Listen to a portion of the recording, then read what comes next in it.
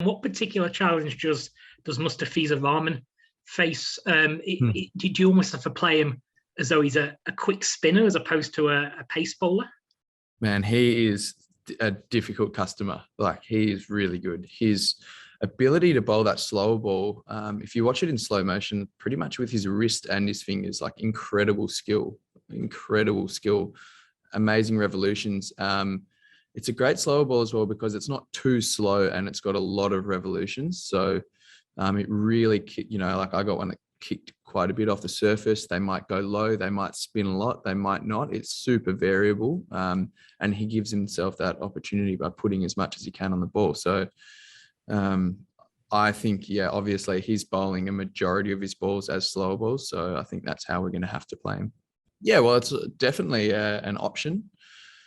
We've got a couple of spinners waiting on the bench at the moment in Mitch Swepson and Tanveer Sangha, and obviously Ashton Turner hasn't bowled yet in these T20s, and he bowled quite well in the West Indies. So we're seeing the pitch is definitely spinning, and the slower bowling tends to be doing the damage, or at least restricting the rate quite successfully. So there's certainly a chance that might happen. Should we do it? I don't know. We've got a lot of options. There's guys who can come in at any stage and play a role that will probably be successful out there.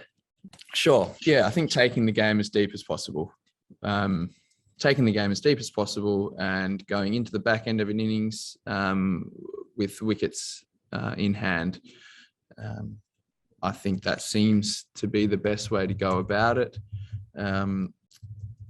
Really tough wicket to take a lot of risks on, but if we get off to a decent start in the power play, that certainly helps. So things were looking quite good in the power play. So Alex Carey got a couple of boundaries away, Mitch Marsh a couple of boundaries as well, and then we didn't finish off quite well at the back end there. So that's how I see us going about it.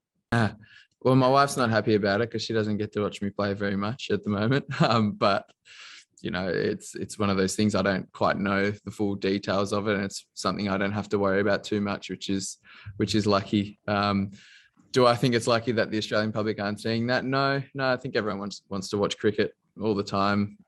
Win or lose, people like cricket at the end of the day, and it can be really exciting cricket to watch. So for people who really love the game, different conditions create different learning opportunities. I imagine a child or a kid, boy or girl, watching this game growing up, they're seeing players that they may have never seen before, or bowling styles that you're not used to in Australia. They'll be trying to bowl slower balls like Mustafizur's doing it. So we're not embarrassed by it or scared of what the public might think. It's just part and parcel of the game of cricket.